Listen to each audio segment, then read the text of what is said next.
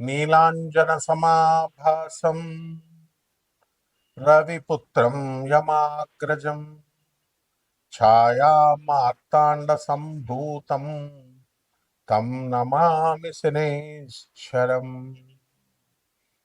జగద్గురువైనటువంటి శనీశ్వర భగవంతుడికి నమస్కారాలు చేస్తూ, ఆయన పాదపద్మాలకి, ఆయన గురువైనటువంటి పరమేశ్వరుడికి పాద నమస్కారాలు చేస్తూ మనము ఈ శనీశ్వరుని యొక్క త్రయోదశి మనకు వస్తుంది.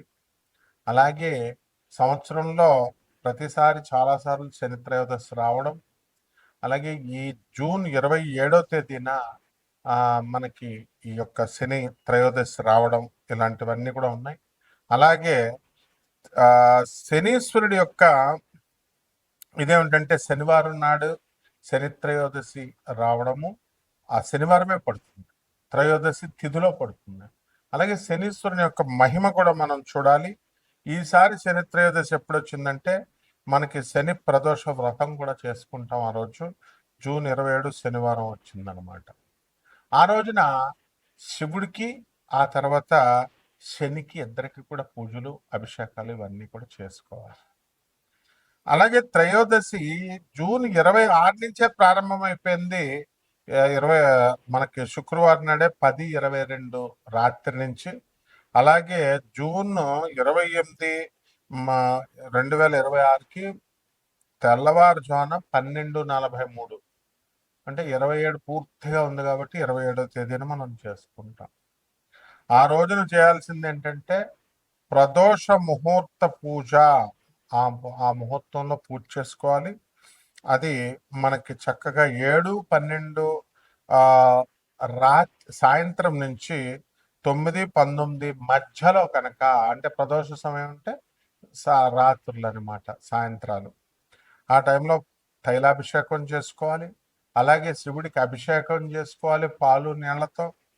అలాగే బేల్పత్రం అంటాం కదండి, అంటే ఈ యొక్క బిల్వదళాలు, మారేడాకులు, అవి వాటితో చేసుకోవాలి. దాన్ని అడవి యాపిల్స్ అంటాం, వుడ్ యాపిల్ లీవ్స్ అంటాము. ఇవన్నీ కూడా 13 ఒత్తులతో మనము ఆరాధన చేసుకోవాలా, దీపాలు వెలిగించాలి. మస్టర్డ్ ఆయిల్, నువ్వుల నూనెతో కానీ, అలాగే నెయ్యి దీపాలు కానీ వెలిగించాలి. అలాగే 13 ఒత్తులు వేయాలన్నమాట ఒక్కొక్క దాంట్లో కూడా. ఈ రకంగా మనం చేసుకోవాలి. లేదా ఒక్కొక్క ఒత్తు చొప్పున 13 ప్రమిదలు పెట్టుకొని వేసుకోండి, లేదా ఒకే ప్రమిదలో 13 ఒత్తులు వేసుకోండి. అసలు శనివని ఎంత భయంకరంగా చిత్రీకరించారంటే, శని 7.5 అంటే ఏలినాటి శని జరుగుతుంది. దాన్నే 7.5 దయ్యా అని అంటాము. మరి ఈ సమయాల్లో కేవలము హానే చేస్తుంది అనే విధంగా చెప్పారు. అంటే శని ఏలినాటి శని జరుగుతున్నప్పుడు, అర్ధాష్టమ శని జరుగుతున్నప్పుడు, అష్టమ శని జరుగుతున్నప్పుడు ఓన్లీ బాధలే కనుక పెట్టినట్లయితే, ఓన్లీ కష్టాలే కనుక పెట్టినట్లయితే ఏ మానవుడు బతకలేడండి. ఎందువల్లంటే ప్రతి రాశికి కూడా మనకి 10 సంవత్సరాలకి మనకి అర్ధాష్టమ శని జరుగుతాడు. తర్వాత 20 సంవత్సరాలకు ఒకసారి అష్టమ శని జరుగుతాడు. అండ్ ఈ యొక్క ఏలినాటి శని ప్రతి 30 సంవత్సరాలకి జరుగుతాడు. ఆ ఏలినాటి శని సమయాల్లోనే పెళ్లి చేస్తాడు, స్థిరపరుస్తాడు, ఇల్లునిస్తాడు, స్థలాలు కొనిపిస్తాడు, అంతా కూడా. అలాగే కష్టాలు పెట్టి బంధువులందరినీ కూడా ఒక్కొక్కళ్ళని, స్నేహితుల్ని దూరం చేసి, నువ్వు ఏకాకివి సుమా, నువ్వెక్కడి నుంచి వచ్చావో అది ఆ ప్రయోజనాన్ని నువ్వు తెలుసుకో. మానవ జన్మ ఈటింగ్ అండ్ మేటింగ్ కాదు. మరి ఏమిటి అంటే నీకు మోక్షం తెచ్చుకోవాలి నువ్వు, అందుకోసం నిన్ను పంపించాము. నీ బ్యాలెన్స్ పాస్ట్ కర్మాన్ని బ్యాలెన్స్ చేసుకోవడానికి వచ్చావు. అలాగే నీ భయాల్ని ఎలివియేట్ చేసుకోవడానికి, పోగొట్టుకోవడానికి వచ్చావు. అండ్ నీ అబ్స్టకల్స్ అన్నిటిని కూడా ఓవర్కమ్ చేసుకోవాలి. నీ అడ్డంకులన్నీ కూడా తొలగించుకునేటటువంటి అపూర్వమైనటువంటి సమయం ఈ శనీశ్వరుడు మనకిస్తాడనమాట. అయితే అసలు శని గురించి ఎంత బ్యాడ్ చేస్తారండి? శని ఏదో హాని చేస్తున్నట్టు. అసలు శని గురించి ఏమన్నా తెలుసా? శని భూమి కంటే కూడా, భూమి ఒక గ్రహం అని మనకు తెలుసు కదా, శని కూడా ఒక గ్రహమే. కానీ మనము నవగ్రహాలలో భూమిని మనం తీసుకోం. కానీ మోడర్న్ సైన్స్లో మనం గ్రహం కింద తీసుకుంటాం.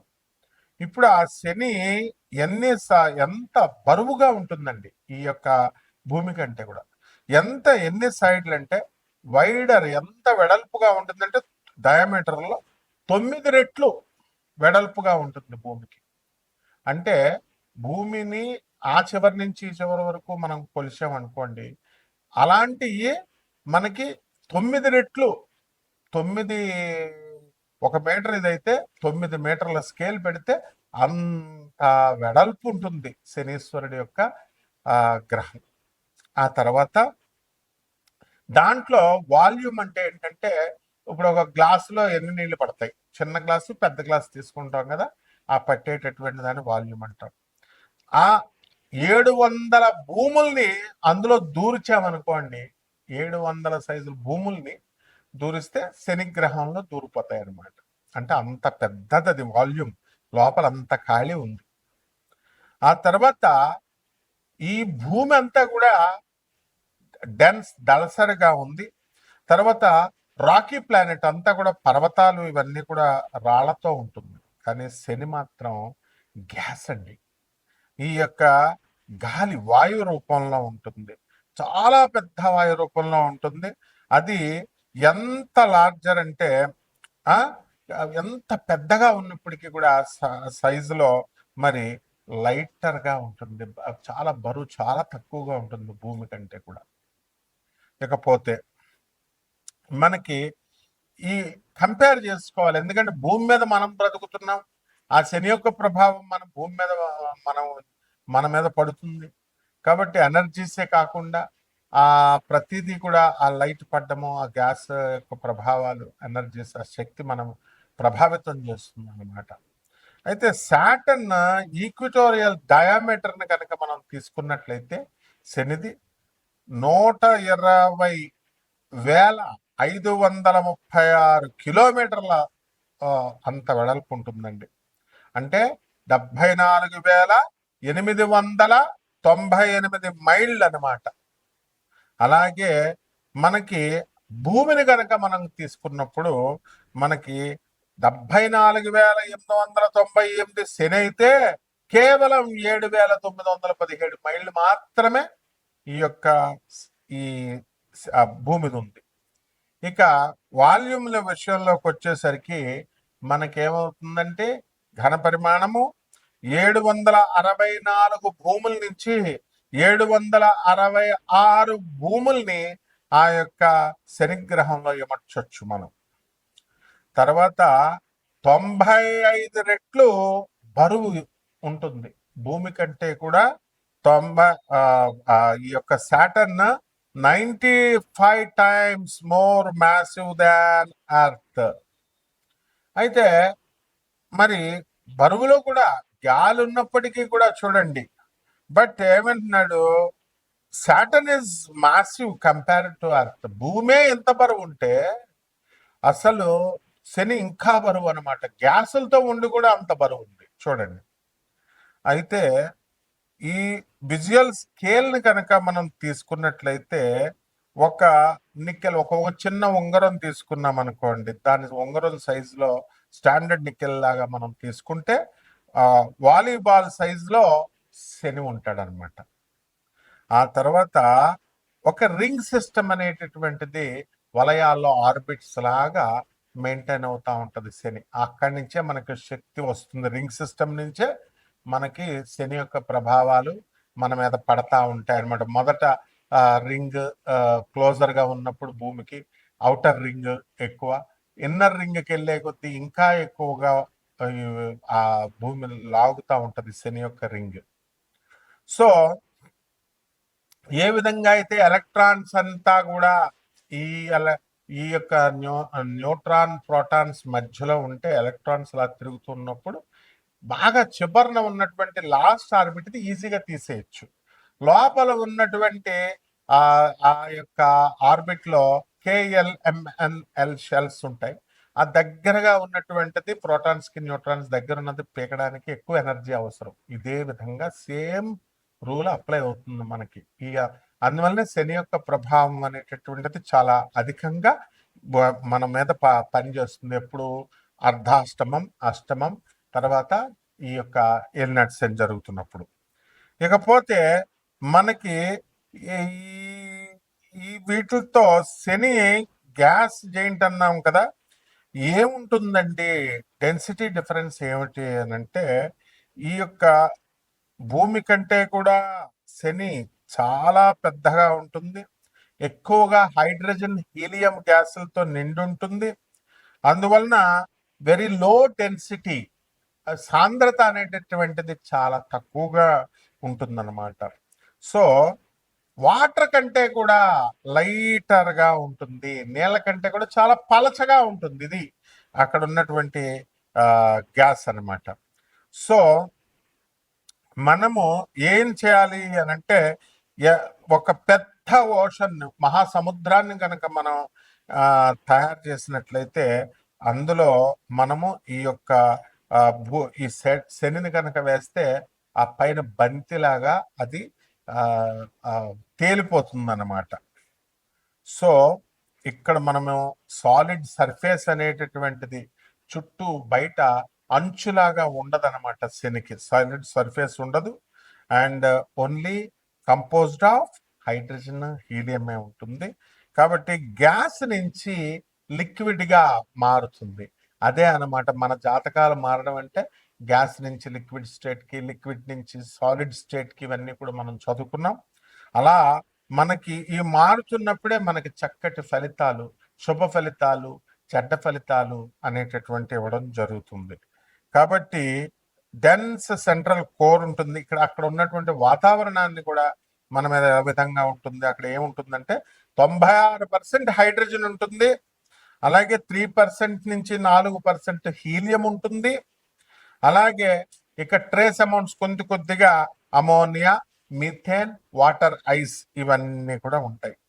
కాబట్టి ఈ యొక్క దీనికి ఏంటంటే ఒక డెన్స్ కోర్ ఆఫ్ రాక్ ఉంటుంది, మెటల్స్, ఐరన్ అండ్ నికెల్ దొరుకుతుంది. అందువలనే మనము శనికి ఇనుముకి సంబంధం అంటాం. శని గ్రహం అంతా కూడా ఐరన్ అండ్ నికెల్ ఎక్కువ ఉంటుంది. ఆ శని గ్రహం బలంగా ఉన్నటువంటి వాళ్ళకి అందువల్లనే ఫెర్రస్, మనకి మోకాళ్ళ నొప్పులు ఇవన్నీ కూడా రావు. ఎముకల నొప్పులు స్ట్రాంగ్ గా ఉంటాయి అన్నమాట. ఎముకల నొప్పులు అవి ఉండవు అనమాట, బోన్స్ స్ట్రాంగ్ గా ఉంటాయి.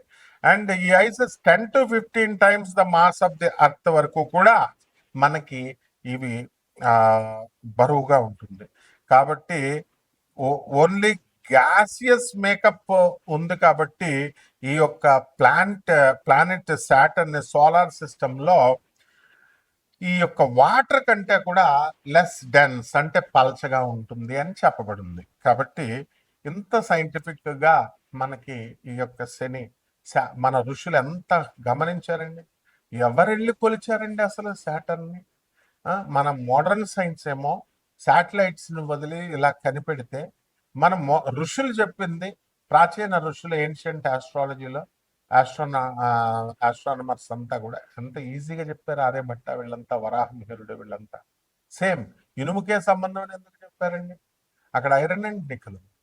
అలాగే గ్యాసియస్ చూడండి, శని అనుగ్రహం ఉన్నటువంటి వాళ్ళు, శని నక్షత్రాల్లో పుట్టినటువంటి వాళ్ళు గ్యాస్ కొడితే వాళ్ళు ఉబ్బిపోతారు, వాళ్ళ కోపం వస్తే తిడతారు. అలాగే లోపల మనసులో లోపల ఉంటుందన్నమాట ఏదో ఒకటి. వాళ్ళకి ఏదైనా ఇది రహస్యం అని చెప్తే వాళ్ళు ఉంచరు, బయట చెప్పేస్తారు, కెక్కేస్తారు. ఇవన్నీ కూడా కొరిలేట్ చేసుకోవాలని చదువుకోవాలి. అంతేగాని చేతబళ్ళు పెడతాం, మరుగు మందు పెడతాం, తర్వాత ఈ యొక్క చేతబళ్ళు తీసేస్తాం. చేయడం రానుడికి తీయడమేంట్రా. అసలు ఏదైనా సమస్య వస్తే దానికి సమస్యకు పరిష్కారం కనిపెడతారు. చేయడమే నాకు చూడండి విచిత్రం. తంత్రగాళ్ళని చెప్పుకుంటారు, మంత్రగాళ్ళని ఏమి రావు ఈ బోగస్ గాళ్ళకి. ఏంటంటే ఏమని చెప్పుకుంటారు, ఇప్పుడు ఏదైనా చేస్తే అది చేయడం వస్తే ప్రాబ్లం ఉంటే దాని సొల్యూషన్ కనిపెడతారు. ప్రాబ్లం ఏంటో నీకు తెలియదు, చేయడం రాడు తీయడం ఏమొచ్చు అంటే, నాకు చేయడం రాదు తీయడం వచ్చానంటే వాడు బోగస్ గడ్ అని అర్థం, ఫేక్ గడ్ అని అర్థం. నెక్స్ట్ మరుగు మందులు అంటారు. వశీకరణాలు అంత తేలిక. ఈ వీళ్ళకి ముందు వాళ్ళ పిల్లల వశీకరణాలు అయి ఉండరు, వాళ్ళ మాట ఎవరు వినరు. తర్వాత ఈ యొక్క ఇక ఇంకేమిటండి, జాతకాలే మార్చేస్తాం మేమే దేవుళ్ళు అని చెప్తారు. ఇలాంటి బోగస్ గాళ్ళు దేవుడు. అందుకే వీళ్ళకి కరెక్ట్ మొగుడు గోగినేని బాబు దిగుతున్నాడు. గోగినేని బాబు ఏం చెప్తాడంటే బాగా ఇదొకటి ఫ్యాషన్ అయిపోయింది అనమాట. గాలి చూసావా, గాలిని చూపిస్తావా, అలాగే దేవుడు కనబడడు అని. అందుకే కరెక్ట్ మొగుడు ఏం చెప్పాడు, సౌండ్ సౌండ్ ఏమవుతుందండి, వినబడుతుంది. ఆ వినబడిన సౌండ్ కంటికి నేను చూపిస్తాను రా, కంటికి నువ్వు చూడగలవా కంటితో ఆ సౌండ్ని అని అడిగాడు. కరెక్ట్ అతను చెప్పింది. ఇప్పుడు నీకు శబ్దం వస్తుంది, దానికి మీటర్ అంత కొలవడానికి నీ సిగ్నల్స్ ఉన్నాయి, మీటర్ అంత కొలవడానికి గాలి ఉంది, మీటర్ అంత కొలవడానికి. ఇవన్నీ భౌతికాలు. దేవుడిని నేను చూసేసా, దేవుడితో నేను మాట్లాడేస్తా, దేవుడు నాకు ప్రత్యక్షమైపోయాడు, దేవుడు నా ఒంటి మీదకి వచ్చాడు, ఇటువంటి బోగస్ నా కొడుకులందరినీ కూడా చాలా జాగ్రత్తగా మీరు ప్రోత్సహిస్తే ముందు శనీశ్వరుడు మిమ్మల్ని తోలు తీసేస్తాడు. మీరు ఎన్ని నువ్వులు వేసినా ఎన్ని వేసినా కూడా మిమ్మల్ని కేవలం బోగస్ గాళ్ళ మాటలు విన్నా, వాళ్ళ వీడియోలు విన్నా మీరు సర్వనాశనం అయిపోతారనమాట. అదే సాడే సాత్ అంటే శని పట్టుకోవడం అంటే ఆ వాళ్ళని అలాంటి వాళ్ళు అయోగ్యుల మాటలు విండి, చదువు సంజలు లేని వాళ్ళ మాటలు వింటే, అలా చెప్పిన అశాస్త్రమైనటువంటి అవైధికమైనటువంటి వింటే అవుతారు. ఇప్పుడు ఒక్కొక్క రాశి వారిగా ఈ జూలై నెలలోనే కాకుండా ఇప్పుడున్నటువంటి గ్రహ పరిస్థితులను బట్టి చక్కగా ఈ 2026 సంవత్సరంలో మీ జాతకాలు ఒక్కొక్క రాశి వారిగా మనం ఎలా ఉందో ఈ శని యొక్క ప్రభావం ద్వారా మీకు ఎలా ఉందో మనం తెలుసుకుందాం. కర్కాటక రాశి, ఈ కర్కాటక రాశి వారికి అందరికీ కూడా జన్మంలో మరి మనకి రవి జూలై 16 తర్వాత వస్తున్నాడు. ఆల్రెడీ గురుడు అక్కడ ఉన్నాడు. దీనివల్ల ఆదాయాలు బాగా పెరగడానికి అవకాశాలు అధికంగా కనబడుతున్నాయి. అలాగే గ్యాస్ట్రిక్ ప్రాబ్లమ్స్, హృదయాలకి హార్ట్కి సంబంధించినటువంటి డిసీజెస్, ఎయిల్మెంట్స్ రావడానికి అవకాశాలు ఉంటాయి. ఈ కర్కాటక రాశి వారికి అందరికీ కూడా మనము అష్టమంలో ఉన్నటువంటి రాహుగ్రహ ప్రభావం వలన ఎక్కువగా ఓవర్ థింకింగ్, క్రిటికల్ థింకింగ్ చేయడము ఇవన్నీ కూడా జరుగుతూ ఉంటాయి. ఇక ఈ జూలై 27వ తేదీ దాటిన తర్వాత శని వక్రించినటువంటి శని మనకి భాగ్యంలో ఉండి మీకు తల్లిదండ్రుల దగ్గర నుంచి రావలసినటువంటి ఆస్తులు ఏవైతే ఉన్నాయి, ఆ తర్వాత మీ తండ్రి తరపు బంధువుల మరణాలు, మీ తండ్రి యొక్క కాలం చేయడాలు కొంతమందికి, ఇవన్నీ వీటి నుంచి వాళ్ళ ఆస్తులు రావాల్సినటువంటి వాటి విషయంలో కొన్ని వివాదాలు రావడానికి అవకాశాలు ఉంటాయి. కాస్త మీకు అన్యాయం జరగడానికి అవకాశాలు ఉంటాయి. కాబట్టి మీరు కాస్త జాగ్రత్తగా ఉండాల్సినటువంటి పరిస్థితి. ఇకపోతే ఈ యొక్క కర్కాటక రాశి వారికి మరి ధనమ స్థానములో ఈ యొక్క శుక్రుడు జూలై 4, 2026 సంవత్సరంలోను, అలాగే కేతు మరి ఉండడం ద్వారా మీకు డబ్బు వస్తుంది ఉద్యోగంలో, కానీ చాలా ఒత్తిడితో వస్తుంది. అధికంగా కష్టపడాలి మీరు. వ్యతిరేక పరిస్థితుల్లో అక్కడ పనిచేసే చోట మీకు అంతా కూడా కన్వీనియల్ వాతావరణం, అనుకూలమైనటువంటి వాతావరణం ఉండదు. అలాగే ఈ యొక్క వ్యయములో ఉన్నటువంటి ఈ యొక్క బుధగ్రహాల ప్రభావం వల్ల జూలై 7 నుంచి సవ్యదశలోను, ఆ తర్వాత జూలై 24 తర్వాత బుధుడు వక్రించుకున్న కారణంగా, అలాగే కుజుడు కూడా మనకి లాభంలో ఉన్నాడు. అన్ని బేస్ చేసుకున్నట్లయితే మనకి వ్యాపారంలో రియల్ ఎస్టేట్ రంగంలో ఉన్నటువంటి వాళ్ళందరికీ కూడా మంచి లాభాలు తీయడానికి అవకాశాలు ఉన్నాయి. అదేవిధంగా మీ పేరు మీద ఉన్నటువంటి భూములన్నీ కూడా అధిక రేట్లు పెరగడము, ఇవన్నీ కూడా మంచి రేట్లు అమ్మడం ఇలాంటివి జరుగుతాయి.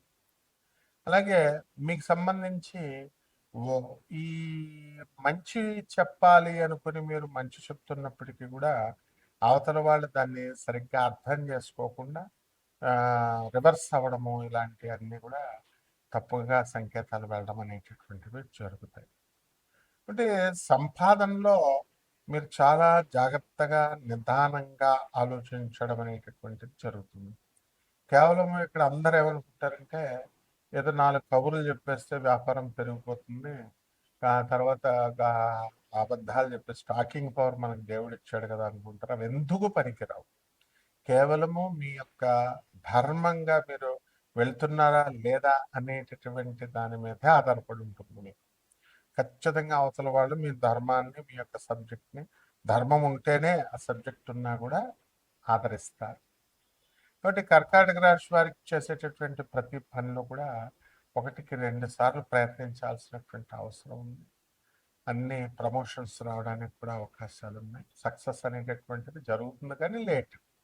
సో, పరిహారాలు ఏం చేసుకోవాలంటే రాహు జపం చేసుకోండి, రాహు స్తోత్రాలు చదవండి. అలాగే శుక్ర జపం చేయండి, శుక్ర స్తోత్రాలు చదవండి. శుక్రుడికి కిలోంపావు బొబ్బర్లని, తర్వాత తెలుపు రంగు వస్త్రాలనిచ్చి పేద బ్రాహ్మణులకి శుక్రవారం నాడు ఉదయం 6 గంటలకి దానం చేసుకోవాలి. అలాగే చక్కగా ఒక రావి చెట్టుని కానీ, జమ్మి చెట్టుని కానీ మీ ఇంట్లో వేసుకోవాల్సినటువంటి అవసరం ఉంది. లేదంటే బయట వేసి దాన్ని మాత్రం ఖచ్చితంగా మీరు పెంచాలి. పెంచకపోతే అసలు జాతకం మార్పు అనేటటువంటి సమస్య లేదు. శుభ్రమైనటువంటి వస్త్రాలు ధరించాలి. రోజు చక్కగా స్నానం చేయాలి. ఆ ఆ, ఈ రకంగా కనుక చేసినట్లయితే బ్రహ్మాండంగా ఉంటుంది. శుభమస్తు. అది కాదు ఇక్కడది కుయ్యం.